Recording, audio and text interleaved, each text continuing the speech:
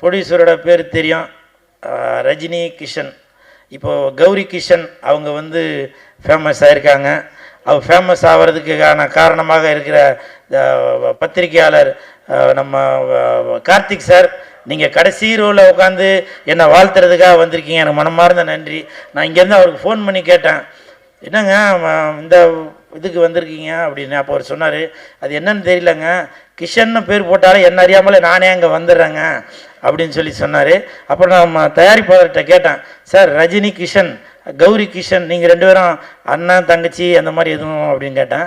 அப்படிலாம் எதுவும் இல்லைங்க, அவங்க வேற இவங்க வேறன்னாங்க.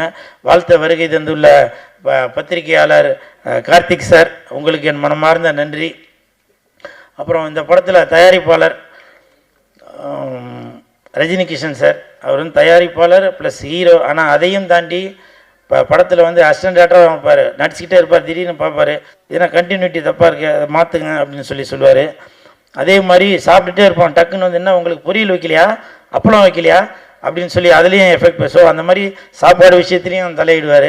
ஸோ அப்படி எல்லாமே இது வந்து அவரோட ரேஞ்சுக்கு எனக்கு தெரிஞ்சு கால் மேலே கால் போட்டு அவர் பாட்டுக்காக கையெழுத்து மட்டும் போட்டு கொடுத்துட்டு பேசாமல் இருக்கலாம். ஆனால் அப்படி இல்லாமல் தன்னுடைய படத்துக்கு எவ்வளோ எஃபெக்ட் போடணுமோ, அதுவும் இல்லாமல் ஆர்டிஸ்ட்டுங்களுக்கு முக்கியமாக அவங்களுக்கு கேரவான் வந்துருச்சா, அசிஸ்டண்ட்டுங்களுக்கு சம்பளம் வந்துருச்சா, சாப்பாடு வந்துருச்சா அப்படின்னு அவ்வளோ மெனக்கெட்டார். அதாவது ஒரு நடிகனாக மட்டும் இல்லாமல் சக நண்பராக இருந்து ஒத்துழைப்பு கொடுத்தீங்க.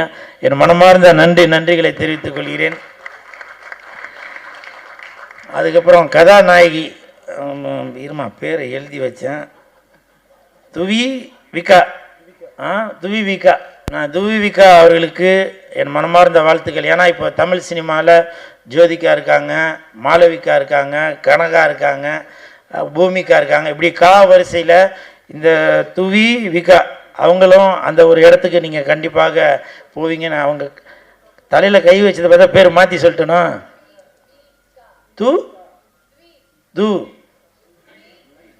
துவிவிகா அந்த துவிவிகா அவர்களுக்கு என் மனமார்ந்த வாழ்த்துக்கள். இப்போ கூட பாருங்கள், நான் தமிழன், அவங்க வந்து மலையாளி. ஆனால் மலையாளிக்கு அந்த பேர் கரெக்டாக சொல்ல வருது, தமிழனாக இருந்து எனக்கு அந்த துவிவிகா அப்படின்ற பேர் எனக்கு கரெக்டாக இருந்தாலும் நீங்கள் கண்டிப்பாக Jyothika madam, Bhumika madam, Kanaka madam இவங்கெல்லாம் விட்ட இடத்த நீங்கள் கண்டிப்பாக பிடிப்பீங்க. சரிங்களா? மனமார்ந்த வாழ்த்துக்கள். அது மட்டும் இல்லை, படம் நடிக்கும்போது எனக்கு நல்லா கோஆப்ரேட் பண்ணாங்க, அதுக்கு மனமார்ந்த நன்றி. ஏன்னா நிறையா இடத்துல வந்து நான் அவ்வளோவா பெண்கள்கிட்ட போய் பேச மாட்டேன், நான் உண்டு என் வேலை ஒன்றா இருப்பேன். இயக்குனருக்கு தெரியும், உண்மைதான்ப்பா, டைரக்டர் ப்ரொடியூசரை கேட்டால் தெரியும். ஆனால் என் கூட சக நண்பராக என்கிட்ட நல்லா பேசினாங்க. அவங்களோட நடிப்பு கூட பார்த்தீங்கன்னாக்கா ஒரு ஷாட்டில் வந்து திரும்பி என்னை இப்படி அடிக்கணும், அவங்க பேய் வந்ததுனால அடிக்கணும். 2-3 ரிஹர்சல் பார்த்தாங்க. அப்போ ரிஹர்சல் பார்க்குறப்போ நல்லா ஓங்கி அடித்தாங்க. நான் மேடம்கிட்ட போய் சொன்னேன், அம்மா அப்படி அடிக்காதீங்கம்மா, நெஞ்சு வலிக்கிறத விட எனக்கு நிறையா முடி இருக்குது, முடியெல்லாம் பிச்சுக்கின்னு வந்துடுதுமா, அதுதான்மா வலிக்குது அப்படின்னு சொன்னேன். சரி சார், நான் இனிமேட்டு மெதுவாகவே அடிக்கிறேன் அப்படின்னா. டேரக்டர் ஆக்ஷன் சொன்னோன்னா கொப்பை மோளை ஓங்கி ஒரே அடி, இந்த செயின்லாம் பிச்சுக்கின்னு போயிடுச்சு. உண்மையிலே அப்போ அசிஸ்டண்ட்லாம் போய் தேடணும் அந்த செயினை, அப்புறம் மறுபடியும் தேடி எடுத்தாச்சு. அந்த அளவுக்கு ஒர்க்கு மேலே ஒரு கான்ஃபிடெண்ட்டாக நல்லா அது கரெக்டாக வரணும் அப்படின்னு உங்களோட ஒர்க்கு நான் வந்து ரொம்ப பாராட்டுறேன். உங்களுக்கு ஞாபகம் இருக்குங்கள? அதுக்கப்புறம் அடுத்த ஷார்ட்டு மறுநாள் கண்டினியூட்டி இருந்துச்சு. அப்புறம் போய் இங்கெல்லாம் சேவிங் பண்ணிட்டு தான் வந்து நடித்தேன். அப்புறம் நான் சும்மா இது ஒரு காமெடிக்காக ஏதோ சொல்கிறேன் அப்படின்னு சொன்னேன். உண்மையிலேயே என் ஹஸ்பண்டுக்கு தெரியும், அவன் தான் ட்ரிம்மரை வச்சு சேவ் பண்ணி விட்டான். ஸோ அந்த அளவுக்கு நான் வந்து எஃபெக்ட் போட்டு அந்த அம்மா கூட பயந்து போய் இதில் நான் நடித்தேன். அது பார்க்குறவங்களுக்கு காமெடியாக கூட தெரியல, ஆனால் சீரியஸ் இது நடந்தது. ஸோ இவங்களுக்கு என் மனமார்ந்த வாழ்த்துக்கள். இந்த படத்தில் ஹீரோயின் அவர்கள், hero, second hero cool Suresh, இவங்களை தவிர 3ஆவதாக ஒரு ஹீரோ ஒருத்தர் இருக்கார். அது யாருனாக்கா நாய். இதில் ஃபோட்டோவில் போடக்கான அவங்க அந்த ஹீரோவையும் இந்த ஹீரோவையும் தவிர அந்த நாய் கூட தான் ரொம்ப நேரம் அவங்க டைம் ஸ்பெண்ட் பண்ணது. எனக்கு தெரிஞ்சு சாப்பிட்டது கூட அவங்க 2 பேரும் ஒன்றா தான் உட்காந்து காரில் சாப்பிட்டாங்கன்னு நினைக்கிறேன். நான் பார்த்தேன், அந்த நைட் எஃபெக்ட்ஸின்லாம் சாப்பிட்டாங்க. ஸோ அந்த அளவுக்கு இந்த படத்தில் வந்து பேய் மட்டும் நடிக்கல, நாயும் நடிச்சிருக்கு, நன்றி உள்ள நாயும் நடிச்சிருக்கு. ஸோ இந்த படத்தை வந்து பாருங்கள், என்ஜாய் பண்ணுவீங்க. அப்புறம் இந்த படத்துக்கு பக்க துணையாக இருந்த மேனேஜர் சந்துரு சார், அவங்க வந்து எங்களால் ப்ரொடியூசர்கிட்டையும் டைரக்டர்கிட்டையும் மொத்த செட்டு வேலை செய்கிறவங்களால எந்த பிரச்சனை வந்தாலும் சந்துரு சார், அவரோட அசிஸ்டன்ட் சீனு சார், எல்லாருமே எவ்வளோ திட்டு வாங்கி ஹெல்ப் பண்ணாங்க. சந்துரு சார் நீங்கள் வந்திருக்கீங்களா என்னன்னு தெரியல, சீனு சார் வந்திருக்கீங்களா என்னன்னு தெரியல, மனமார்ந்த நன்றி. அப்புறம் அசிஸ்டன்ட் டைரக்டர்ஸ் அதில் வந்து நம்ம ரஜினி கிஷன் அவர்களுடைய மகன் சின்மய் அவர்களும் ரொம்ப பொறுப்போடு அக்கறையோடு இருந்தாங்க. அவருக்கும் மனமார்ந்த வாழ்த்துக்கள். வைரா, சுந்தரமாணிக்கம், ராகுல், பிரபு, காஸ்டியூம் பார்த்த பிரபு, ஏன்னா இது கூட ஞாபகம் இருக்குமானதில்லை, இது கூட இவங்க கம்பெனிலேருந்து திருடுனது தான், அது ஞாபகம் இருக்குமானதில்லை. அன்றைக்கி கண்டினியூட்டி அதோட இப்போ வரைக்கும் கையில் போட்டுட்ருக்கேன். ஒரு வைராகியம்தான். இந்த படம் மிகப்பெரிய வெற்றி அடையும்.